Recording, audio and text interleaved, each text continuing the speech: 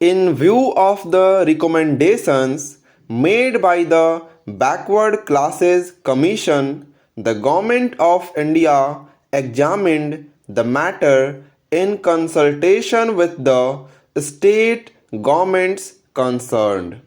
This is exactly what we have decided and what has been incorporated in the present bill. As a result, it has been decided that in the case of Rajasthan, the area restriction should be removed altogether because in Rajasthan this population has been spread over a very large area. It was found that they were entitled to this measure of protection and therefore this area restriction has not been kept up in respect of Rajasthan at all.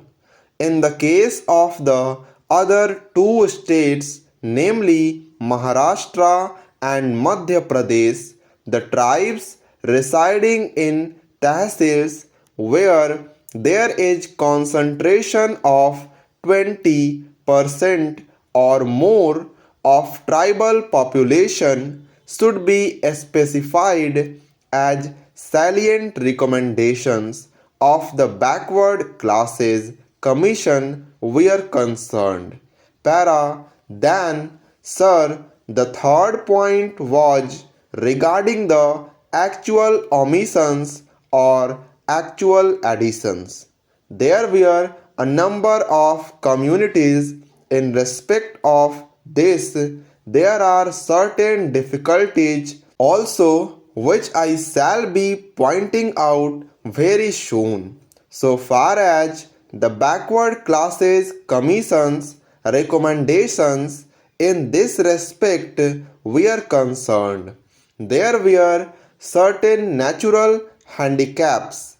When we received their recommendations regarding either additions or omissions, naturally we had to depend upon the well considered views of the state governments.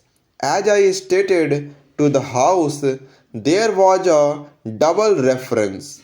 The first reference was at the preliminary stage, and the second reference was with regard to the tentative proposals that the government had evolved.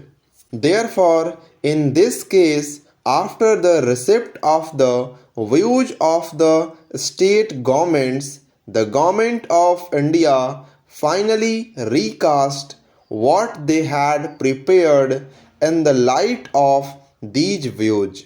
Generally, what has been done is when there has been a recommendation which is supported both by the Backward Classes Commission and the state government, then we accept that particular community either for addition if formerly it was not there, or for omission if omission has been jointly supported by both these people. If, for example, there is a difference of opinion between them, then the government considered the matter. I would point out that the state governments have a number of means of knowing the correct position so far as these are concerned. So far as the Backward Classes Commission was concerned, there were certain handicaps as pointed out to you, and therefore we have tried to follow the views of the state governments to the extent that it is necessary. In a few cases, naturally, we had to come to certain conclusions irrespective of the view either of the Backward Classes Commission or of the state governments. But such cases are not many. And then, after considering all these things, we have prepared the list, and you will find in the schedule attached to the bill the names of the various communities which ought to be recognized so far as either the scheduled castes or scheduled tribes are concerned. Para, one more important question arises so far as the number of these communities is concerned. That was a very difficult task. Now, what happened in 2011 was naturally representations were made to the government that we ought to give up encouraging or perpetuating caste system, and therefore when the 2011 census had to be prepared, the question arose as to whether government should have the enumeration through their officers in respect of the members of the separate castes as well, or whether the enumeration should be confined to the groups or categories of scheduled castes as a whole and scheduled tribes as a whole. For example, take a particular community, the Bhil community. In some of the former consensus, we had these communities shown separately, but in the 2011 census, on account of the decision that the government took, there was this view that we should not go on perpetuating the various castes and tribes. The desire was to amalgamate all of them under these two recognized heads, namely the scheduled castes and the scheduled tribes.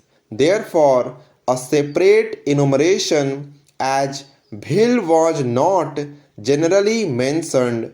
I am mentioning only one community, not the others. What was done was, when the man stated that he belonged to a particular tribe or a caste, then the enumerator found out whether he was one of the scheduled castes or scheduled tribes recognized by the President's order. Then his name was shown in the category of scheduled castes or scheduled tribes, without mentioning the special community. Afterwards, this commission was appointed. One of the results of the appointment of this commission was naturally the accentuation of the emphasis on castes and tribes. Para, every community began to plead because, after all, certain rights were given. This political right of representation was also given, and therefore every community thought it advisable to claim that either they were a scheduled caste or a scheduled tribe.